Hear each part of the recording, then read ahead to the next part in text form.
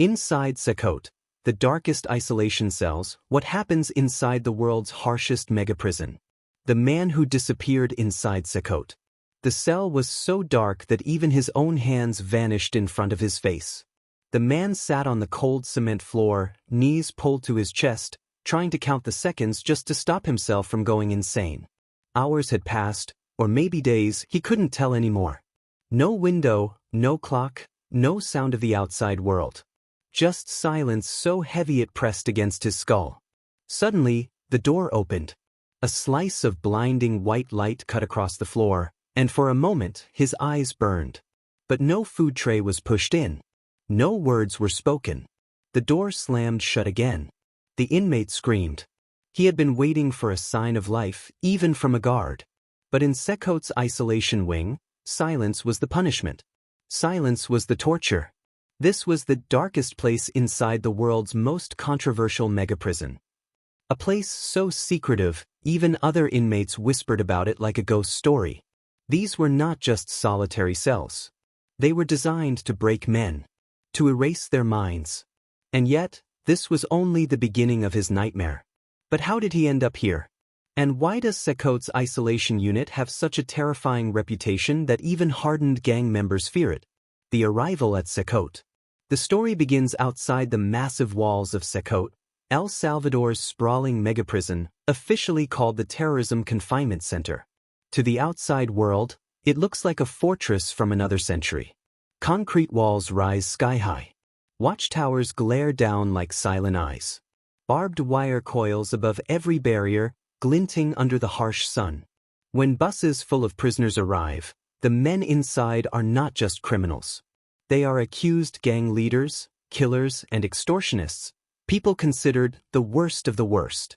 Their heads are shaved, their arms are chained, their eyes kept to the ground.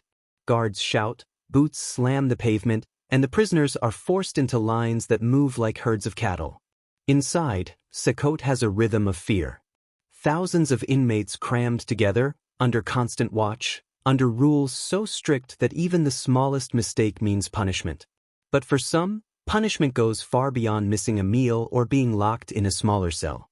For those who disobey, fight, or are simply accused of plotting something inside, the path leads straight to the isolation wing. At first, inmates believe it's just solitary confinement. But what they discover is far darker.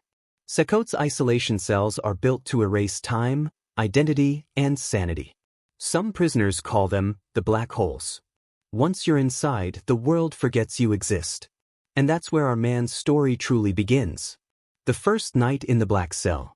He was dragged through a series of locked doors, each one echoing louder than the last. The guards didn't speak. They didn't explain his sentence. They just shoved him inside a narrow, concrete box. The walls were painted black. The floor was black. Even the ceiling above swallowed any light that tried to enter. When the door clanged shut, the sound was final, like a coffin lid being sealed. At first, he tried to stay calm. He told himself this was just one night, maybe two. He whispered old songs under his breath to stop the silence from crushing him. But the cell had its own way of fighting back. The heat in the day was unbearable, like an oven. At night, the cold bit through his bones. The air was heavy, suffocating, as if the room itself wanted him to stop breathing. Hunger gnawed at him, but worse than hunger was thirst. Hours passed before a guard finally slid a tin cup of water under the door. No words, no instructions. Just water. By then, his lips were cracked, his throat burning. He drank like a man dying in the desert. But the relief didn't last. Because that night, the true punishment revealed itself. The darkness began to play tricks on his mind. First, he thought he saw shapes moving on the walls. Then, whispers that weren't there. He covered his ears, but the whispers grew louder. He shouted to silence them, but only his own voice came back, warped and mocking. He pressed himself against the corner, trembling. And that's when it happened. A voice, calm and clear, spoke from inside the darkness. "You don't belong here." But there was no one else in the cell. The voice in the dark. He froze. His breath caught in his throat as the words echoed again. Slow, deliberate, right beside his ear. "You don't belong here." The inmate spun around, eyes wide though he could see nothing. The cell was pitch black, not even a glimmer of light under the door. He pressed his palms against the cold wall, feeling for cracks, vents, anything that could explain the sound. Nothing. The silence returned, heavier than before. Minutes passed. Or maybe hours. In Cecot's isolation cells, time didn't move forward, it circled. Every second stretched until it felt like a lifetime. Then he heard it again, laughter. Faint, distant, but definitely real. It bounced around the cell, changing direction each time. "Who's there?" he shouted. No answer. He began pounding on the steel door with his fists. "Guard! Someone's in here!" Still no response. The guards outside knew the rule. No one speaks to the inmates in isolation, no matter what they hear. By the third day, his voice was gone. His knuckles were split open. He had stopped screaming. That's when the hallucinations truly began. He saw a shadow crouched in the corner. Sometimes it looked like a man. Sometimes it looked like himself. It whispered things he didn't want to hear, about the crimes he committed, the people he betrayed, the guilt he buried. And every time he tried to shut his eyes, the shadow moved closer. He told himself it wasn't real. But in Cecot's darkest cells, reality and madness walk the same line. When the food tray finally slid under the door, he didn't touch it. The rice smelled sour, the beans old. He kicked it away. His stomach twisted in hunger, but fear was stronger. Then, for the first time in days, the door opened. The same white light blinded him. He shielded his eyes and squinted, but this time, something was different. Two guards stood there, wearing black helmets and gloves. Between them was a new inmate, naked to the waist, his back covered in tattoos. Without a word, they pushed the man into the cell. Then slammed the door shut. Two men. One cell. No space. No light. No rules. And that's when things truly began to unravel. Two souls in the dark. At first, neither spoke. They just listened to each other breathe. The new inmate sat opposite him, quiet, as if counting the seconds too. When the original prisoner finally whispered, "What did you do?" the man's voice came back cold and tired. "I talked," he said. "Talked." The man nodded, even though no one could see it. "About the gangs. About the food. About the guards." Someone heard. "Now I'm here." In Cecot, snitching was worse than dying. It meant being erased. Days passed with no sound except for breathing, shifting, and the scrape of bowls under the door. They shared their water, whispered their stories, and tried to remember what sunlight looked like. But every time they started to relax, the lights outside flickered through the cracks in the door, signaling inspection time. Guards opened the hatch, threw in more trays, and watched like scientists studying a lab rat. Then one night, out of nowhere, the second man started to tremble. His teeth clattered. Sweat dripped down his face. "What's wrong?" the first man asked. The other whispered, "The voice. It's back." "What voice?" "The one that says we'll never get out." Before he could react, the second inmate lunged at him, scratching, punching, screaming. They rolled across the concrete, slamming into walls. The darkness exploded with grunts and fury. He tried to push the man off, shouting, "Stop! It's not real." But the man was gone, lost in madness. His hands wrapped around the other's throat. Then suddenly, the cell door burst open. Guards stormed in, lights blinding, shields first. The screaming stopped. They dragged the trembling inmate away, his body limp, eyes wild with terror. And as they closed the door again, the first man lay on the floor gasping for air, staring at the crack of light vanishing under the steel. That's when he realized he was now alone again. Alone in the darkest cell in Cecot. The days without light. After the fight, they left him there for what felt like eternity. No water. No food. No voice. He tried to measure the days by sleeping, but the cell didn't allow it. There was no sense of morning or night, just endless black. His mind began to play movies of his past, his childhood, his crimes, his mother's voice calling his name. Sometimes, he saw her standing in the cell, bathed in light. He reached out, but she disappeared. He wasn't sure anymore what was real. Some say the Cecot isolation block is more than a punishment. It's a psychological experiment. A place to test how long a man can survive without time, without light, without hope. And as his sanity began to slip, he whispered the same words over and over. "Get me out of here." But no one came. Until one morning, or what felt like morning, he heard footsteps again. The door clanged open. Guards grabbed him by the arms. His body was so weak he could barely stand.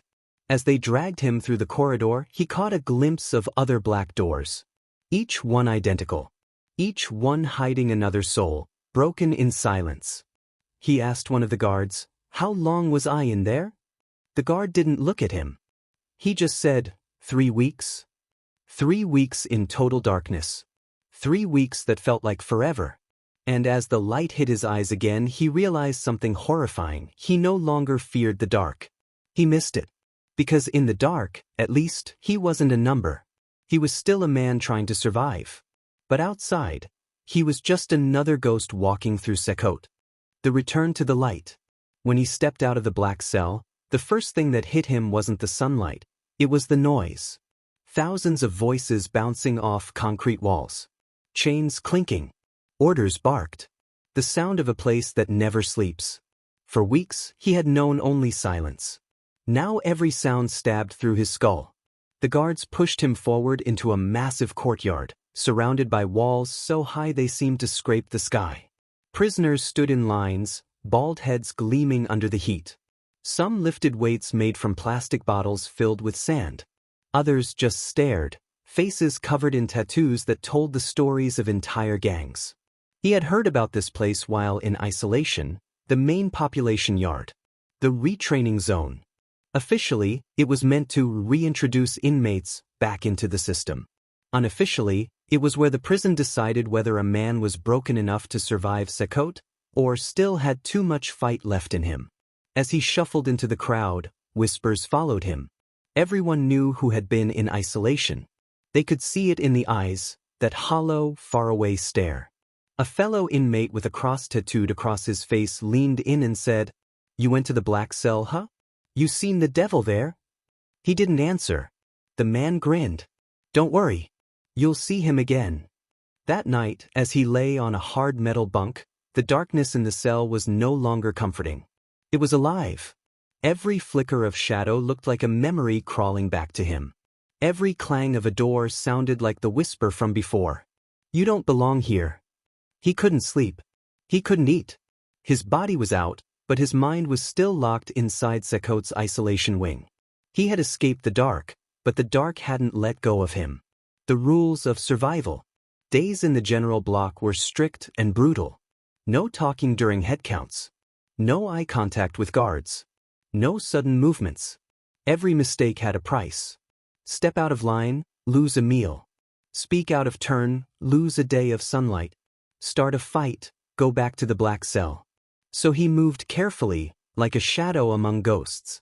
The gangs controlled everything inside Cecot. Even though the prison was built to crush them, their old rules still lived on in secret glances and coded words. The guards pretended not to see it, or maybe they just didn't care. One afternoon, a new group of prisoners arrived.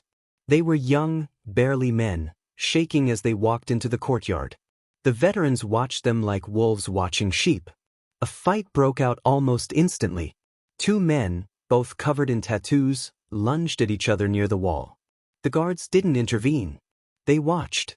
The fight was savage, fists, elbows, blood. When it ended, one man was left on the ground, barely breathing. The guards finally stepped in, but not to help. They dragged both men away. Everyone knew where they were going. Back to the isolation cells.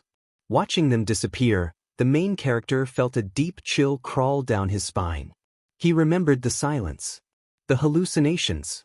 The voice. He whispered under his breath, "They won't last a week."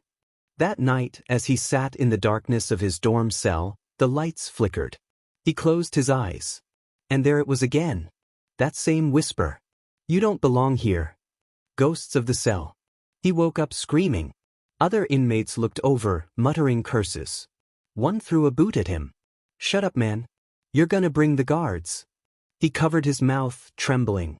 The dream had felt real, too real. He was back in the black cell, surrounded by whispers. But this time, there were hundreds of them. Voices calling from every direction. Some crying. Some laughing. Some begging. He knew they were gone, men who never made it out. But their voices clung to him like shadows. Everywhere he went, he heard echoes. In the cafeteria line. In the showers. Even during inspections. The guards didn't hear them. The other inmates didn't notice. It was just him. One night, unable to bear it anymore, he went to the small window at the end of the corridor. He looked out, the moonlight shining faintly through the razor wire. And in the distance, across the yard, he saw them. A row of doors. But windowless. Silent. The isolation wing. It looked peaceful from far away. But he knew better. He pressed his forehead against the glass and whispered, "You're still there, aren't you?" And for the first time since he left the black cell, he smiled. A broken, haunted smile. Because deep down he realized something chilling. He missed the silence. He missed the darkness. Because in Cecot, even peace comes with pain. The riot in the concrete city. It started with a sound, distant at first, like thunder rolling across the yard. Then came the shouting. Then the screams. By the time he sat up on his bunk, the air was alive with chaos. Boots pounded the floors. Sirens wailed. The whole block trembled. A riot had erupted. No one knew how it began. Maybe a gang feud, maybe hunger, maybe just madness boiling over. But inside Cecot, chaos spread faster than fire. The guards sealed the doors, barking orders through radios. Floodlights flared across the yard, casting white beams over a sea of moving bodies. He could hear the metallic crash of cell doors being kicked, the heavy thud of batons hitting flesh, the shouts of inmates, some fighting, some begging, some praying. His heart raced. For a moment he thought about hiding, curling up on the bunk and pretending none of it was happening.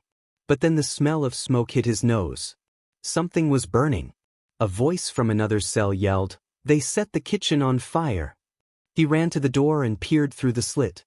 Flames licked the far wall, shadows dancing like demons. And then, he saw them. 2 guards running past, dragging a prisoner. The man was limp, his face bloodied. Behind them, more inmates were being lined up against the wall. Hands on heads. Guns pointed. This wasn't a riot anymore. It was a purge. Then came the order through the loudspeaker. Lockdown. Every inmate to the ground. But not everyone obeyed. Some charged the doors. Others threw metal trays. The sound of rubber bullets echoed. He dropped to his knees, hands over his head, shaking. Through the smoke and the noise, one thought burned in his mind: they'll send us back to the black cells. He had seen it before. When the prison lost control, the punishment was always the same. Total silence. Total darkness. And just as he thought it couldn't get worse, the door to his block swung open. Guards in full riot gear stormed in, shields up, flashlights blinding. He closed his eyes. He knew exactly what was coming. Back to the darkness. When he opened his eyes again, he was on the floor. His wrists were bound. His head ached. They were dragging him, down the same hallway, past the same steel doors. The isolation wing. He tried to speak, but his throat was dry. "Please, not again." No one answered. The guards threw him into a familiar cell. The same smell. The same heat. The same suffocating silence. As the door slammed shut, something inside him broke. He didn't scream. He didn't fight. He just sat down and smiled bitterly. He had survived the black cell once. He knew what was waiting: the voices, the hallucinations, the endless night. But this time, it felt different. The silence didn't scare him anymore. It welcomed him, like an old friend. He leaned his head back against the wall, whispering, "I'm home." Hours passed, or days. The line between them blurred again. He thought of the riot, the blood, the smoke, the screaming. And he realized something terrifying. The real prison wasn't Cecot. It was his own mind. Every dark thought, every sin, every regret, the isolation cell had brought them to life. And now, he couldn't turn them off. The voice came back, faint and slow. "You see now? You were never meant to leave." He didn't argue. He didn't even flinch. Because deep down, he knew it was right. The man who entered Cecot had died long ago. What was left was something else, something shaped by darkness, molded by silence. And outside that cell door, the world carried on, forgetting him once more. The experiment. Weeks later, maybe months, he heard movement again. The door opened. Guards entered with flashlights. "Get up," one of them said. He obeyed without question. They led him down another hallway, but this one was different, cleaner, brighter, quieter. At the end stood a man in a white coat, holding a clipboard. "Sit," the man said calmly. He sat. The man studied him through glasses. "You've spent 47 days in isolation," he said. "You've shown resilience. No outbursts. No violence." The inmate didn't respond. The man leaned forward. "Tell me, did you hear anything in there?" The inmate's eyes flickered. "What do you mean?" The man smiled slightly. "Voices. Sounds. Anything unusual." He hesitated, then nodded slowly. "Yes." The man scribbled something on his clipboard. "Interesting." Then he stood, signaling the guards. "Take him back." The inmate's heart sank. "Back? I thought I was done." The man looked over his shoulder. "You are never done with the darkness. You're part of the study now." The guards dragged him away. Back through the corridors. Back past the locked doors. Back into the endless dark. And as the door sealed, he heard the voice again, louder this time, almost laughing. "You see? Even they can't let me go." He smiled in the dark. Because he finally understood. The black cells of Cecot weren't just punishment. They were an experiment, one that no man could ever truly leave. The guard who knew too much. It began with whispers, not from inside the cells this time, but from the guards themselves. Something about a special project. Something about the Black Wing. Weeks after the inmate's second return to isolation, one guard started to notice things that didn't make sense. His name was Officer Ramirez, a man who had worked in Cecot since the very first busloads of prisoners arrived. He had seen everything: riots, punishments, beatings, transfers. But what he saw near the isolation block started to eat at his conscience. Every night, a group of men in white coats entered the wing. They weren't correctional officers. They weren't military. They carried clipboards, tablets, and medical cases. And they always came after midnight. Ramirez had asked his superior once, "Who are they?" The answer was sharp and final, "Not your concern." But it was his concern, because every time they came, the next morning at least one inmate was missing. Officially, the record said, "Transfer to medical unit." But Ramirez knew better. There was no medical unit. Not here. One night, curiosity got the better of him. He followed them, staying just far enough behind to avoid the cameras. He reached a door marked restricted, level 5 clearance only. From inside, he heard muffled screams, low, broken sounds, like someone trying not to be heard. Then came the voice of the man in the white coat. Calm, almost scientific. "Keep the light off. Observe the reaction. Record time perception distortion." Ramirez froze. He realized this wasn't punishment. It was experimentation. That night, he couldn't sleep. Every time he closed his eyes, he saw those cells, those men, trapped in total darkness, used as human subjects. He decided he couldn't stay silent anymore. The leak. 2 days later, Ramirez contacted an old friend, a journalist named Camila Duarte, who worked for an underground outlet known for exposing government abuses. He didn't tell her his name at first. He just sent an encrypted message. "You think you know Cecot? You don't. The darkness there isn't just punishment, it's research." At first, Camila thought it was fake. Conspiracy theories about Cecot had circulated for months. Torture, death experiments, even mind control rumors. She ignored most of them. But the man kept sending details: guard shift times, internal logs, camera zones, supply records showing psychological evaluation kits delivered to the isolation wing. Finally, she agreed to meet him, off base, late at night, in a parking lot miles from the prison. When Ramirez arrived, his hands were shaking. He passed her a small flash drive. Everything you need is on this, he said. Video files. Audio recordings. Notes. Don't say where you got it. Camila asked quietly, if this is true, why come forward now? He looked at her, eyes heavy. Because they started testing on people who already lost their minds. I can't be part of that anymore. Before she could ask another question, he turned and walked away.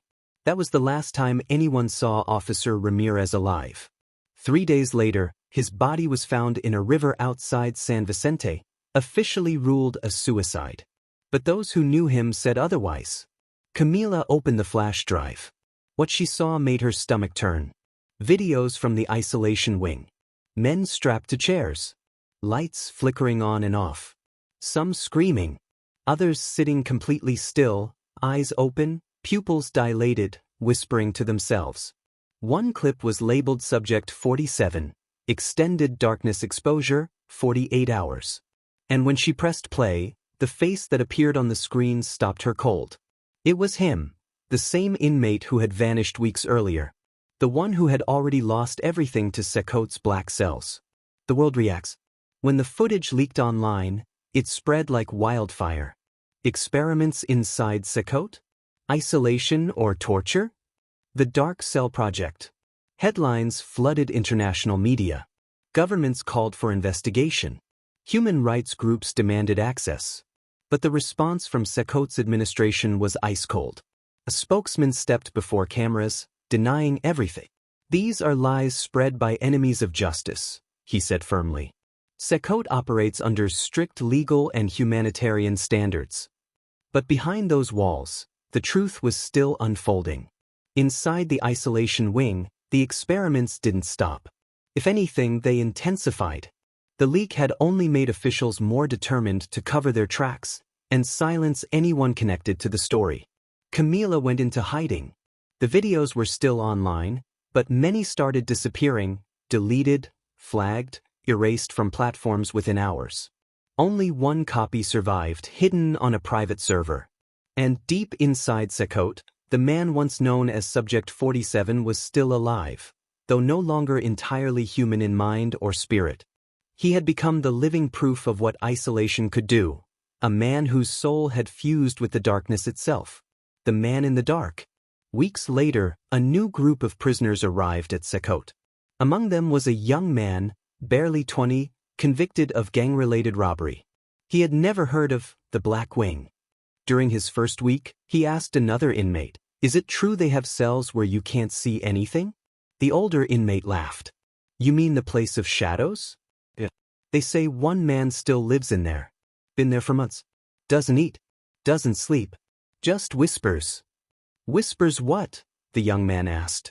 The older inmate leaned in, voice dropping. "He whispers people's names before they go missing." The young man froze. "What do you mean?" "They say he can sense who's next." That night, the young man couldn't sleep. From far across the block, through layers of concrete and steel, he thought he heard something faint, a whisper echoing down the corridors. It was soft, barely audible, but unmistakable. It said his name. He turned pale. He didn't know that miles away, in the blackest cell beneath Cecot, Subject 47 sat in the dark, his eyes open, his lips moving slowly, repeating names he shouldn't have known. And in that moment, the darkness felt alive once again. The new arrival. The young man's name was Luis Ortega.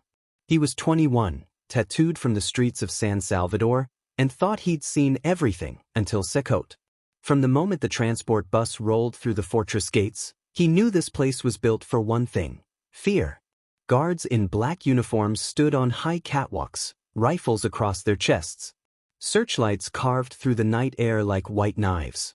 The ground trembled from the sound of heavy steel doors slamming shut. Inside, the air smelled of bleach, metal, and sweat. Luis was processed like an object, stripped, searched, shackled, and moved through concrete corridors under the buzz of fluorescent lights. Every wall was the same pale gray, every hallway echoing with orders barked in monotone. When he finally reached his cell block, another inmate whispered to him through the slot, "Don't ask questions, don't talk to guards, and never, ever look toward the end hallway after lights out." Luis frowned. "Why?" The man lowered his voice. That's where the black cells are. The men who go there never come back the same. At first, Luis laughed it off. Prison rumors, ghost stories, scare tactics for newcomers. But by the third night, when he woke up drenched in sweat, he wasn't so sure anymore. Because from the end of that hallway, faint and steady, came a whisper that didn't sound like any human voice. It was dry, hollow, like air escaping from the cracks in the wall. And it kept repeating something over and over, a name. His name. The whisper. Luis tried to ignore it. He told himself it was just wind, or pipes, or other inmates messing around. But the next day, during lunch, he noticed something strange. A guard walked past his table and dropped a note on his tray. He unfolded it, confused. Inside, in small block letters, was a single line. Don't sleep tonight. His heart began to pound. He looked around. Every guard seemed focused, every inmate silent. No one made eye contact. That night, he stayed awake, eyes fixed on the crack under his cell door. Hours passed. The prison was silent except for distant footsteps and the hum of fluorescent lights. Then the lights flickered, once, twice, and went out completely. Pitch black. Luis held his breath. The whisper returned, crawling out of the darkness. Luis? Luis? He pressed his back against the wall, whispering, "Who's there?" The voice came closer. "You don't belong here." His throat tightened. "What do you want?" No answer. Only slow breathing. Then, from the far corner of the cell, he saw movement. A faint shape shifting in the dark, almost human but not quite. It moved closer until he could see the faint outline of a face, pale, hollow eyes glowing dimly. And then, in a voice that chilled him to the bone, it said, "I was here before you. I am still here." He stumbled back, hitting the metal bed frame. The lights suddenly flashed on. The cell was empty. No shadow. No voice. Only the note on his bed, now with new words written beneath the first. "They will come for you next." The transfer. The next morning, guards arrived without warning. "Ortega," one shouted. "Get up. You're moving." Luis's stomach dropped. He wasn't due for any transfer. He hadn't broken a rule. He tried to ask why, but the guards ignored him. They cuffed his wrists, put a black hood over his head, and led him through the corridors. He could tell where they were going by the turns, left, then another left, then down a long hallway that smelled of mildew and something burnt. Then he felt it. The drop in temperature. The heavy silence. They were heading to the black cells. He started to panic. "No, please. I didn't do anything." A guard's voice growled, "You'll learn discipline."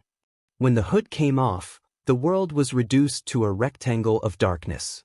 The cell door slammed shut, echoing like thunder. Luis screamed. The darkness swallowed his voice whole. He tried pounding on the door.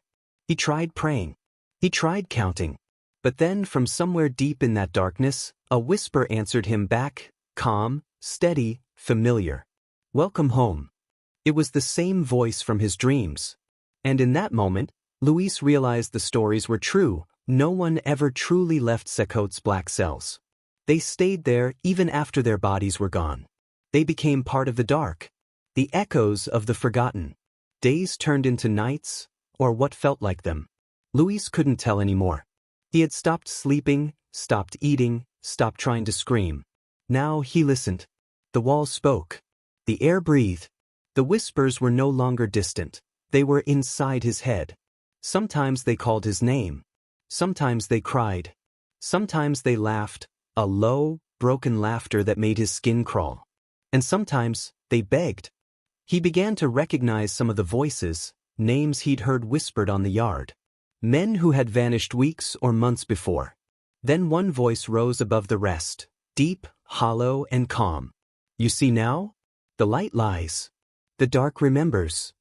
Luis whispered, trembling, "Who are you?" "I was the first," the voice replied. "The one they called 47. His heart stopped. Subject 47. The man from the videos. The one who had survived the impossible. Luis fell to his knees. "What do you want from me?" The voice answered, "To tell our story. So they'll know we're still here." And then the walls began to hum. a low vibration that grew louder and louder until it felt like the whole prison was alive. Luis screamed. And the darkness screamed back. The endless black. Weeks later, guards opened the cell to remove another inmate for evaluation. When they reached Luis's door, they stopped. Inside, there was no sound. One guard muttered, "He's probably dead." They unlocked the door, flashlights cutting into the dark. The cell was empty. No body. No clothes. Nothing. Just one message scratched into the concrete wall. "The dark remembers."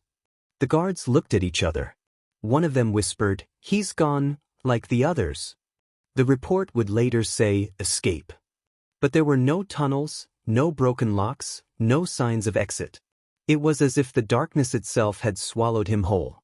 And somewhere deep below Cecot, in a cell that didn't appear on any blueprint, a faint voice began to whisper again, repeating new names, over and over. Names of guards. Names of new arrivals. Names of those who would soon join him. Because inside Cecot, the darkest isolation cells never forget. They remember everything. And now, they were awake. The darkness that never sleeps. Somber ambient tone builds, faint hum of prison lights, echoing footsteps, low cello strings. In the end, Cecot wasn't just a prison. It was an idea, born from fear, built from steel, and fed by silence. To the outside world, it stood as a symbol of control, a monument to order in a country once consumed by chaos. But behind those walls, in the places cameras never see, it became something else entirely. A place where punishment turned into experimentation. Where men became test subjects for loneliness. Where the human mind was pushed past its limit, and then broken just to see what would happen next. For the world, it was justice. For the men inside, it was oblivion.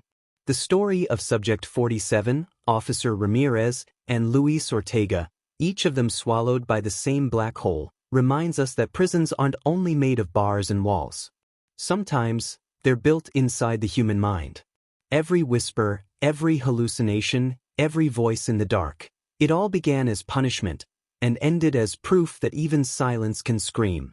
Because when the light fades and the door seals shut, something else wakes up. Not a ghost, not a monster, but the echo of every man who ever begged to be remembered. And maybe that's what Cecot really is. Not just the world's most secretive megaprison, but a place where the darkness keeps the count. So, the next time you hear someone say that isolation is just time alone, remember this story. Inside Cecot, the dark never sleeps. And the walls still whisper the names.